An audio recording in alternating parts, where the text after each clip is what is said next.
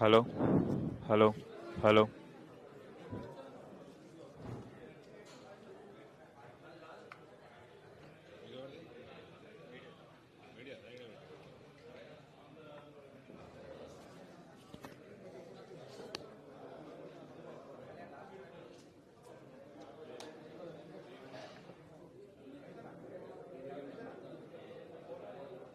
ఎవరిదమ్మా ఇది మైకు?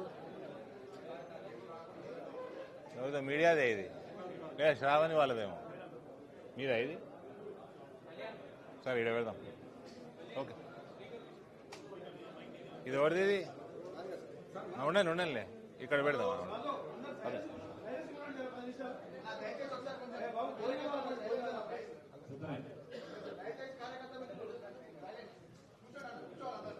దయచేసి ఒక 15 నిమిషాలు అంతా సైలెంట్ ఉండండి. జర భోజనాలు పెట్టకండి ఇప్పుడే ప్లీజ్.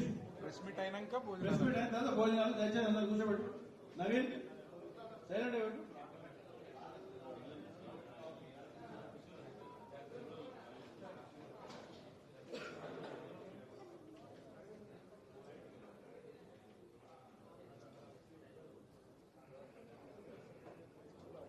అవి మీ కెమెరాలన్నీ వెనక రిపోర్టర్లని కవర్ చేసేస్తే వాళ్ళు ఎట్లా ప్రశ్నలు అడుగుతారు?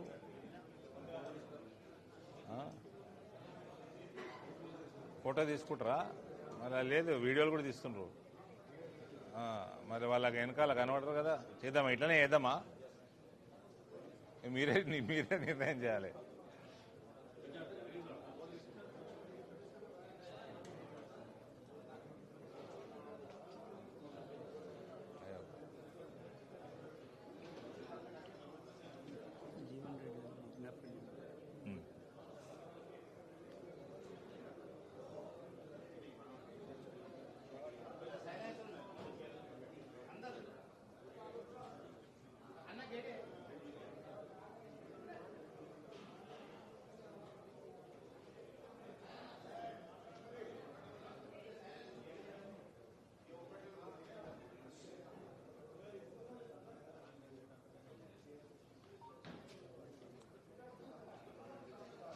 ఓకే, స్టార్ట్ చేద్దామా? వెయిట్ చేయాలనా? ఓకేనా?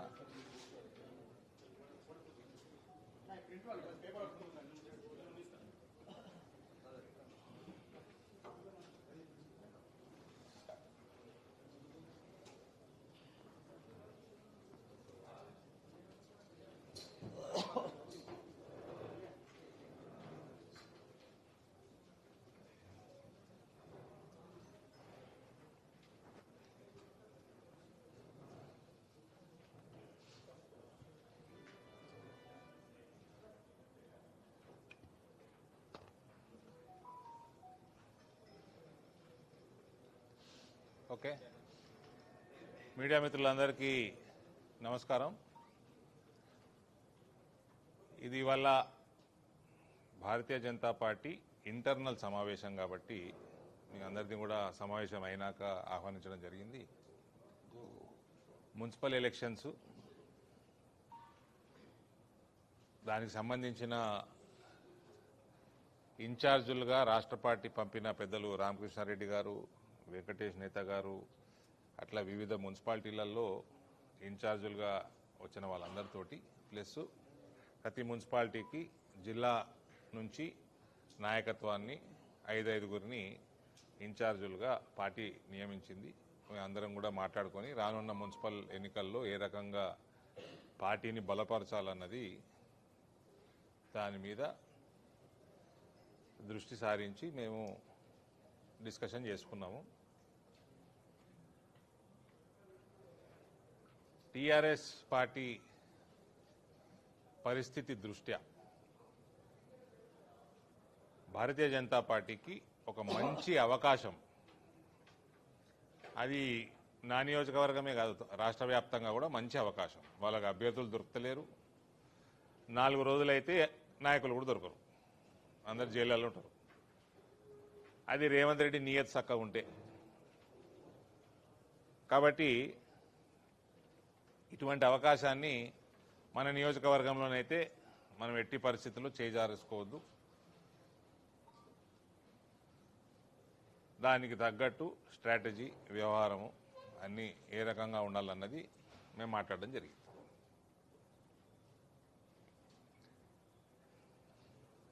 ఏమైనా ఉంటే మీరు అడగండి. చెప్తే కదా ఇప్పుడే ఎట్లా వెళ్ళిపోవడేంది. ఇంకా ఇక్కడైతే మనకి టీఆర్ఎస్ ఎక్కడ కనబడతలేదు, ఇందూరు జిల్లాలో కనబడతలేదు. ఈడ కూడా నాకున్న 2 నియోజకవర్గాలలో కూడా టీఆర్ఎస్ టికెట్ అడిగేట వాళ్ళు కూడా చాలా తక్కువ మంది ఉన్నారు. అది good opportunity for BJP to strengthen further.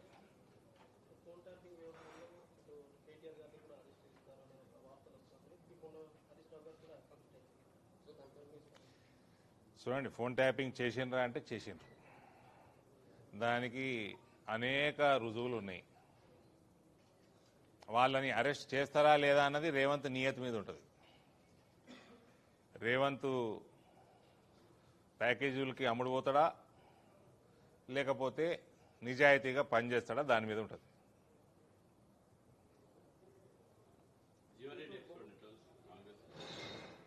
వస్తాడు, చెప్పండి, చెప్పర్లేదు, వేరే సబ్జెక్ట్ అది.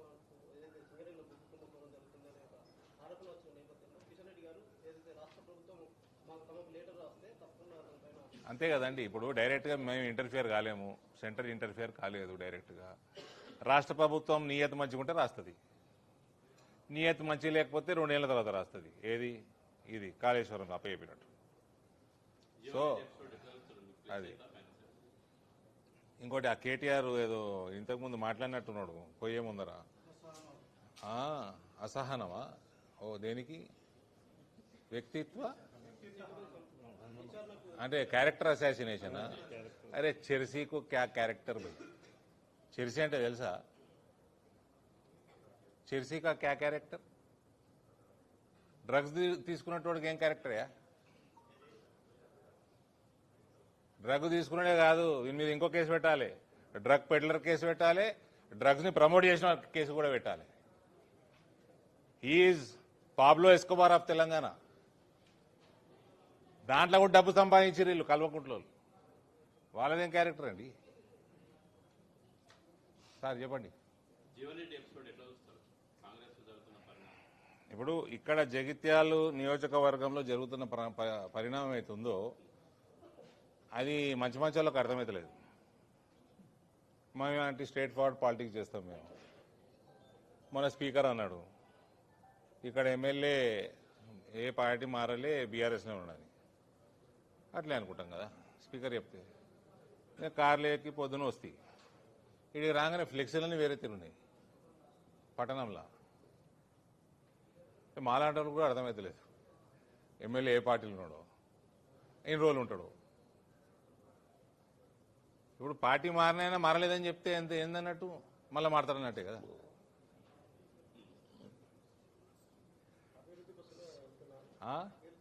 అవు కరెక్టే, మేమందరం పిచ్చోళ్ళము. సో మా దగ్గర కూడా కార్పొరేటర్లు గెలిచి అభివృద్ధి కోసం పోయినరు, మళ్ళీ చేతులు కాల్చుకొని వచ్చారు. దేనికోసం వచ్చారు అంటే ఈయనే అభివృద్ధి అవుతాన్ని వచ్చారు కదా. ఇక బీఆర్ఎస్ ఉంటుందో లేదో మరి ఆయన్నే చెప్పాలి. ఇప్పుడు స్పీకర్ చెప్తే కూడా నమ్మటట్లేదు. రేపు కోర్టు చెప్పినా పాపం కోర్టు కూడా కన్ఫ్యూజన్ లేవన్నది. సో ఇదొకటి. ఇంకో పెద్ద నాయకుడు ఉండే ఈడ ఎల్ రమణ గారు, ఒకటే ఒక తెలుగుదేశం ఫ్లెక్స్ చూసిన ఇవాళ ఇది రాంగరాంగ అనమాట. అది ఎల్ రమణ పక్కకే ఉన్నది. అది తెలుగుదేశం ఫ్లెక్సులు ఇవాళ రేపు ఎడ కనబడతాయి బ్రదర్? ఒక్కటే కనబడ్డది. ఎల్ రమణ బీఆర్ఎస్ లో ఉన్న ఫ్లెక్స్ ఉన్నది, దాని పక్కకే అంటుకొనే తెలుగుదేశం ఫ్లెక్స్ ఒకటి ఉన్నది.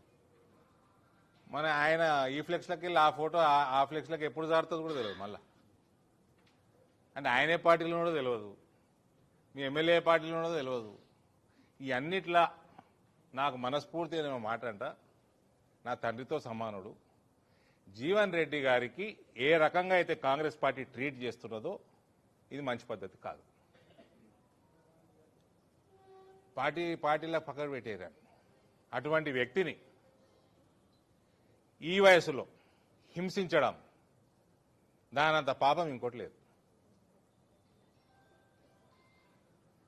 ఆయనతోటి మాట్లాడవచ్చు, ఆయనని కన్విన్స్ చేసుకోవచ్చు. ఆయన పెద్ద టఫ్ క్యారెక్టర్ ఏం కాదు, పాపం మంచోడు, చాలా సౌమ్యుడు. ఇట్లా ఈ రకంగా మనక్షోభకి గురి చేయడం అన్నది ఇది కాంగ్రెస్ పార్టీ మంచి విధానం కాదు. నేను ఇప్పుడు ఎలక్షన్ల టైం కానీ నేను నిజంగా కూడా నాకు కూడా బాధ ఉంది. చక్కగా పోయి ఆయనను పోయి పలకరిద్దామని ఉంది. ఎలక్షన్స్ టైం కాబట్టి పోతలేను నేను, బాగుండదేమో, ఆయనకు కూడా మంచిది కాదు. నేను ఎప్పుడు గౌరవిస్తానని అది ఆయనకు కూడా తెలుసు. ఆయనతో కొట్లాడ కూడా ఇష్టం లేకుండా నాకు. నేను లోపల అనుకుంటుంటే ఈ పెద్ద మనిషి ఇటు ఎందుకు వస్తుండు కరీంనగర్ వాళ్ళు, కానీ ఆయన కరీంనగర్కి ఎక్కువ సుపరిచితుడు, ఇక్కడికి ఎందుకు వస్తుండ అని అనుకుంటుంటే ఆయన వచ్చిండు, తప్పు చేసిండు.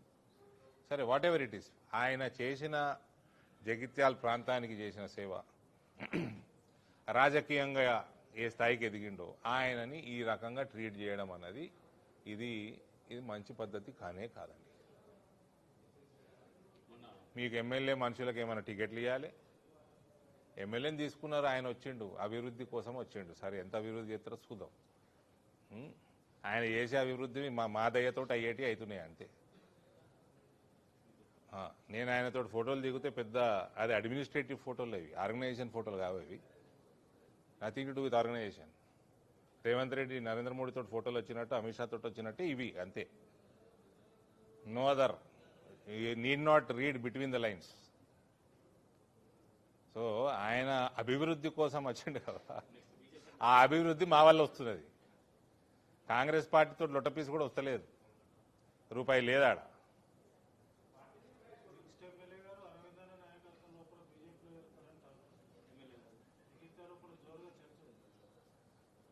సో అదే ఇప్పుడు ఎంత చిక్కుముడు పడిపోయిందంటే ఆ మెదడు జగిత్యాలు ఎంటర్ కాగానే ఫ్లెక్సీలు చూసి, ఇదేంటరా ఈయన ఇప్పుడు తెలుగుదేశంలో ఉండే ఇప్పుడు ఏడున్నాడు, ఈయన స్పీకరు జడ్జి ఏమో ఒక బీఆర్ఎస్ అన్నాడు, ఇక్కడ కాంగ్రెస్ ఫ్లెక్సీలు ఉన్నాయి, ఎల్రామన్న ఇండ్లు ఉన్నాడు, అందులోకి పోయేటట్టున్నాడు, మళ్ళా పచ్చకండగా కప్పుకుంటాడా.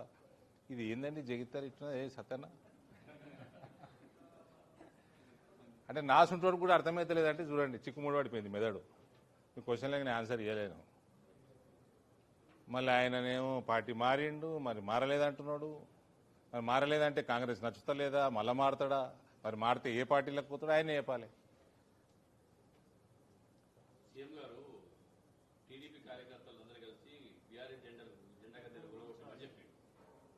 ఏంటండి సీఎం గారు ఎవరైతే టీడీపీ కార్యకర్తలు తెలంగాణలో ఉన్నారో వాళ్ళందరూ కలిసి టీఆర్ఎస్ జెండా గద్దెలు ఎక్కడ ఉన్నాయో అని కూడా అయ్యా సీఎం మీద కూడా ఇదే కన్ఫ్యూజన్ నాకు. ఆయన కాంగ్రెస్ ముఖ్యమంత్రి, టీడీపీ కార్యకర్తలకు ఎప్పుడైంది?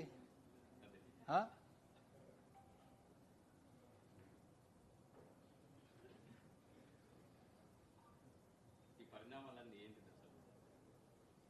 ఏమో బ్రదర్, ఇదంతా కన్ఫ్యూజన్. సినిమా ఒకటి ఉండే ఇంగ్లీష్లో, ఒకటి హాలీవుడ్ సినిమా ఉండే ఇన్సెప్షన్ అని. వానికి కళ పడుతుంది, కళలో కళ పడుతుంది, ఆ కళలో మళ్ళా కళ పడుతుంది, మళ్ళీ ఆ కళలో ఇంకో కళ పడతా ఉంటుంది. అట్లుంది జగిత్యాల రాజకీయం. చాలా పెద్ద హిట్ మూవీ అది ఇన్సెప్షన్. ఇక ఆయన అట్టెట్ట చెప్తాడు, ఆయనే చెప్పాలి, అది నాకు అర్థమవుతలేదు. ఆయన తెలుగుదేశం ఆయన్నే. ఇప్పుడు అదే కదా కాంగ్రెస్ వాళ్ళు మొత్తుకునేది. ఇప్పుడు నల్గొండ మంత్రులు కానీ, మహబూబ్నగర్ వాళ్ళు కానీ, ఖమ్మం వాళ్ళు కానీ, వీళ్ళందరూ వాళ్ళకు కూడా కన్ఫ్యూజనే ఉంది ఈ ఏ పార్టీ ముఖ్యమంత్రి అని.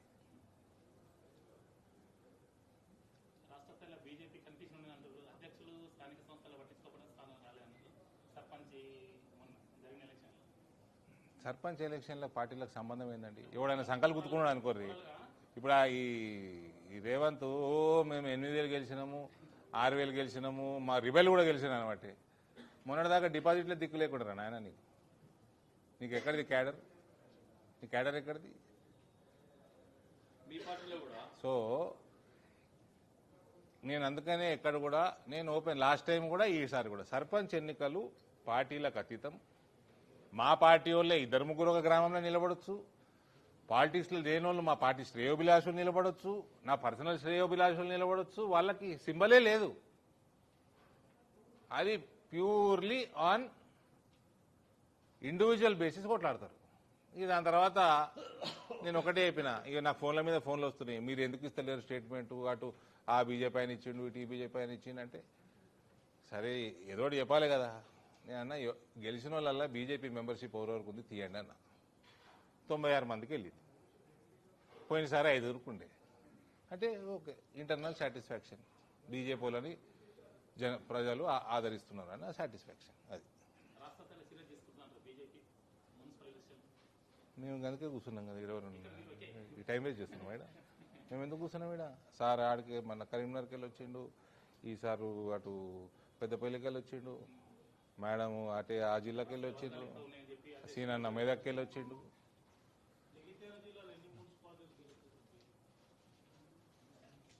మా టార్గెట్ నిజామాబాద్ పార్లమెంట్లో ఉన్న కార్పొరేషన్ ప్లస్ అన్ని మున్సిపాలిటీలు గెలవాలని ఉంది. బట్ డెఫినెట్లీ మా growth will be multifold. Growth will be big. ఫైనల్గా రిజల్ట్ ఏమొస్తుందో విల్ వెయిట్ అండ్ వాచ్. డెఫినెట్గా గెలుస్తాం.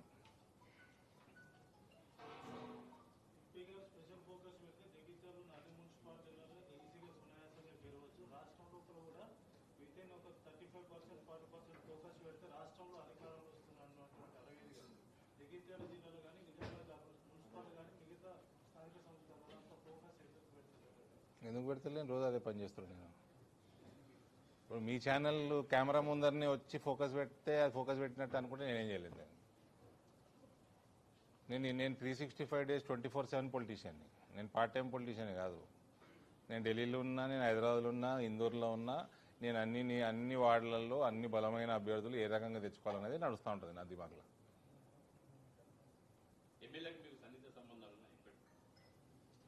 సాన్నిహిత్య సంబంధాలు ఉండాలనే కోరుకుంటాను నా నియోజకవర్గంలో 7 ఎమ్మెల్యేలతోటి.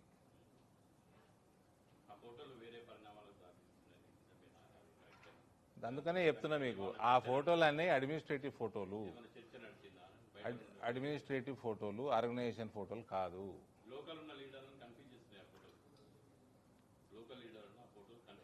మా మేడం ఏం కన్ఫ్యూజన్ కనబడతలేదే. Doctor doesn't look confused. ఆవిడ రెస్పాన్సిబిలిటీ జగిత్యాలు, రాయకల్ మున్సిపాలిటీలు అభ్యర్థుల ఎంపిక జిల్లా నాయకత్వం కానీ రాష్ట్ర నాయకత్వం కానీ షార్ట్ లిస్ట్ చేసి పంపించాల్సిన బాధ్యత ఆవిడదే. ఇప్పుడు ఫలానా వ్యక్తి ఆయన ఏ పార్టీలో ఉన్నా ఆయనకే తెలియనప్పుడు నాకెట తెలుస్తుంది? దాని గురించి ఎవరు కన్ఫ్యూజ్ అవ్వాల్సిన అవసరం లేదు. 100% పాల్గొంటాం.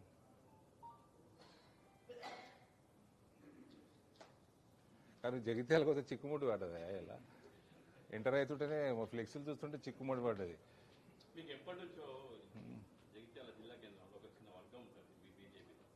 అది అటు కాకుండా ఇటు కాకుండా ఇబ్బంది గురి చేస్తుంది. అయ్యో మీరు ఉట్టి జగిత్యాలే తెలుసు మీకు.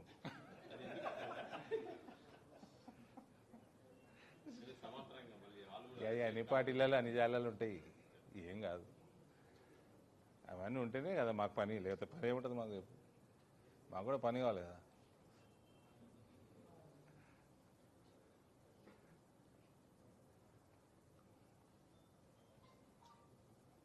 Okay, thank you. మంచి ప్రశ్నలు అడిగినరు.